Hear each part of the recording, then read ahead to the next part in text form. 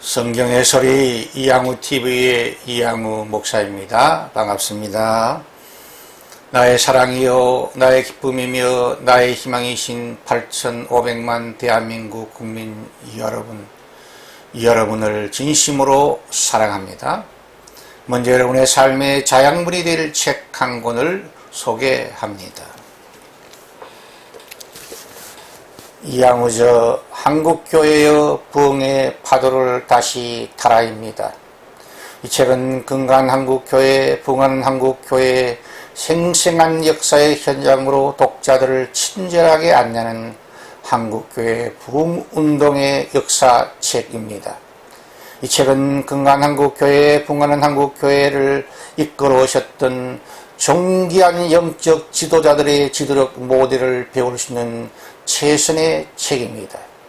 이 책은 정치와 위기 가운데 방황하고 있는 한국교회를 올바르게 안내하며 새로운 부흥의 꿈을 꾸도록 돕는 희망등대의 책입니다. 아직도 성경의 소리 이양우TV의 구독자가 아니시면 오늘 생명의 말씀을 듣기 전에 여러분의 유튜브에서 구독 표시와 엄지척 표시를 꾹 눌러주시므로 성경의 소리 이양우TV를 애청하는 구독자가 되어주시면 더 유익한 하나님의 말씀으로 여러분을 섬기도록 하겠습니다. 고맙습니다.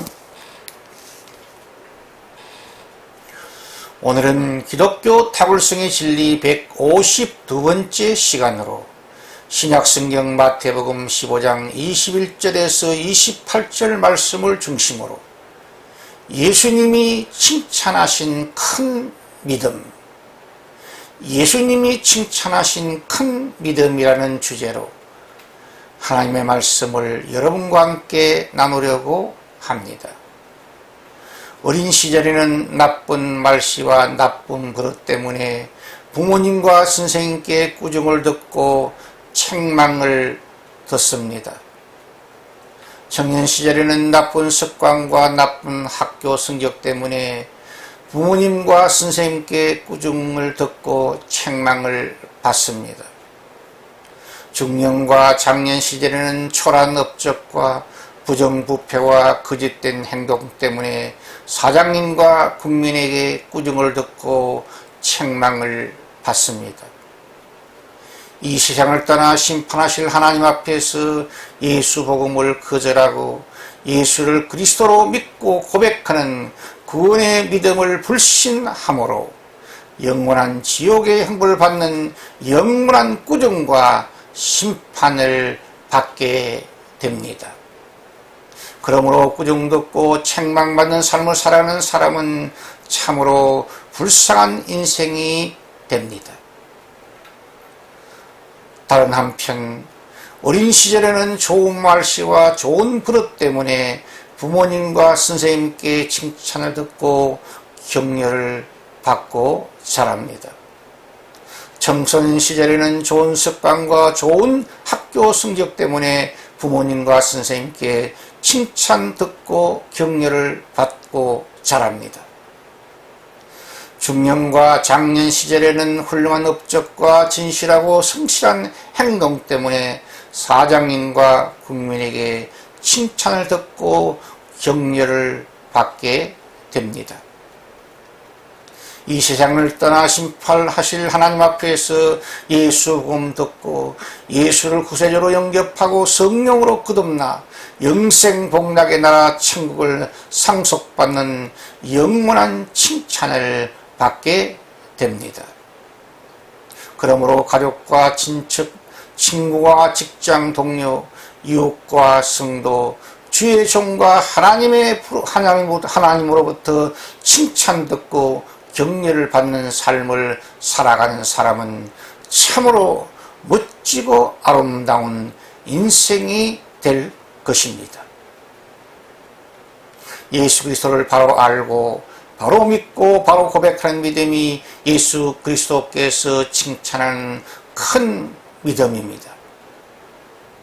오늘 성경에 나오는 가나안 여인은 자기 딸의 병을 치료받기 위해 만병의 의사이신 예수 그리스도에게 찾아와 주 다윗의 자손이여 하고 주님의 이름을 불렀습니다.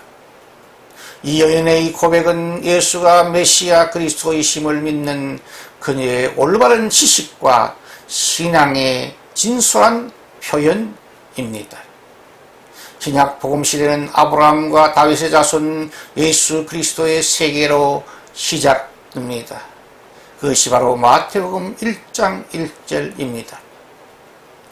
그런데 신약 헬라 성경에는 다윗과 아브라함의 자손 예수 그리스도의 세계라고 기록되어 있습니다. 다윗을 아브라함보다 더 앞세우고 있음을 발견하게 됩니다. 데이빗은 이스라엘 국민에게는 너무나 귀중한 존재입니다. 뿐만 아니라 다윗은 하나님의 구속 사역에 있어서도 참으로 귀중한 인물입니다. 그래서 파란색의 다윗의 별이 이스라엘의 국기가 될 정도입니다. 그리고 다윗은 영적 이스라엘인 그리스도인과 예수 그리스도의 몸인 교회 안에서도 아주 중요한 인물입니다. 기독교는 언약의 종교입니다. 다윗의 뿌리에서 메시아 그리스도가 오시기 때문입니다. 이 가나안 여인은 나를 불쌍히 여기소서라고 만병의 의사이신 예수 그리스도에게 기도드리고 있습니다. 그 여인은 병든 자기 딸과 자신을 동일하게 여기는 아가페 사랑의 소유자였습니다. 내 딸이 흉악한 귀신이 걸렸습니다. 가나안 여인은 자기 딸의 병을 정확하게 진단하고 있었습니다. 영적인 문제든지 세상 문제든지 그 원인을 정확하게 파악하고 하게 되면 대부분의 그 문제 해결책을 쉽게 찾을 수 있으며 반드시 찾게 됩니다. 그러므로 우리가 시련과 고난을 직면했을 때 그 원인을 바로 파악하는 지혜와 분별력을 전지전능하신 하나님께 먼저 기도하니 최우선 과제가 됩니다. 개인 문제이든 가정 문제이든 교회 문제이든 나라 문제이든 이 원칙은 다 적용이 될 수 있습니다. 모든 문제의 해답, 그 열쇠를 가지고 계신 예수 그리스도를 바로 알고 바로 믿고 바로 기도하면 하나님의 치유와 회복의 기적은 반드시 일어날 줄 믿습니다. 예수 그리스도의 침묵의 장애물을 잘 인내하는 믿음이 예수 그리스도께서 칭찬하는 큰 믿음입니다. 예수는 한 말씀도 대답하지 아니하시니라고 마태 15장 23절에 기록되어 있습니다. 불러도 대답 없는 이름이었습니다. 하나님의 침묵이 길어지는 이유는 우리의 믿음의 경감을 테스트하시는 하나님의 손길임을 잊지 마시기를 바랍니다. 하나님의 침묵이 길어지면 길어질수록 우리에게 나타날 하나님의 영광과 기적은 더 큰 것이 될 것입니다. 그러므로 우리의 소망의 인내가 필요합니다. 시편 71편 14절의 시편 기자는 이렇게 노래합니다. 나는 항상 소망을 품고 주를 더욱더욱 찬송하리더라고요. 이 시편 기자처럼 우리 모두 언제 어디서나 무슨 일을 만나든지 항상 감사와 찬양을 계속하는 것이 중요합니다. 하나님의 침묵의 시련을 잘 극복하는 길은 하나님의 응답이 더디면 더딜수록 낙심과 원망 대신에 감사와 찬송을 쉬지 않는 신앙 태도입니다. 하나님의 침묵의 시련을 감사와 찬송으로 극복하면 생각 밖에 넘치는 주님의 은혜와 구원의 상급을 받게 된다고 시편 기자는 이렇게 노래하고 있습니다. 시편 71편 15절에 내가 청량할 수 없는 주의 공의와 구원을 내 입으로 종일 전하리이다. 이것이 기독교의 탁월성의 은혜입니다. 예수 그리스도의 거절의 장애물을 잘 극복하는 믿음이 예수 그리스도께서 칭찬하는 큰 믿음입니다. 마태의 15장 24절에 예수님께서 이렇게 말씀하십니다. 나는 이스라엘 집에 잃어버린 양 외에는 다른 데로 보내심을 받지 아니하였노라고 말씀하고 계십니다. 이방 여인은, 가나안 여인은 단호하게 거절하는 예수 그리스도의 태도는 너무나 냉담 그 자체입니다. 하나님의 침묵과 하나님의 거절의 사인을 받게 될 경우 대부분의 많은 사람들은 포기하게 되며 우리의 기도와 간구를 중단하기 쉽습니다. 그러나 이 가나안 여인은 예수 그리스도의 침묵의 장애물과 냉담한 거절의 장애물을 직면하고서도 더욱 예수 그리스도 가까이 나아가 예수님께 큰 절을 하면서 저를 도와주십시오 라고 기도와 간구를 중단하지 않았다고 마태 15장 25절에 기록되어 있습니다. 가나안 여인의 이 백절불굴의 믿음은 너무나 존귀한 믿음입니다. 우리 모두 이 믿음의 기도를 본받아야 합니다. 그러므로 우리가 만난 시련과 고난이 더욱 악화될지라도 그 시련의 홍수 속에 빠지지 마시기를 축복합니다. 오히려 선한 목자 되신 예수 그리스도에게 더욱 가까이 나아가 인자와 긍휼이 풍성하신 하나님을 온전히 신뢰하는 믿음의 기도를 드리시기를 바랍니다. 그 결과로 하나님의 도우심과 구원을 경험하는 지름길이 될 줄 믿습니다. 예수 그리스도의 멸시천대 십자가의 장애물을 잘 극복하는 믿음이 예수 그리스도께서 칭찬하시는 큰 믿음입니다. 예수께서 이 가나안 여인에게 침묵의 장애물과 거절의 장애물을 던졌는데도 그 여인이 예수께 더욱 가까이 나와 절하며 도와달라고 간구하자 예수 그리스도께서 결정적인 한 방을 더 던지십니다. 마태 15장 26절에 주님께서 이렇게 말씀하십니다.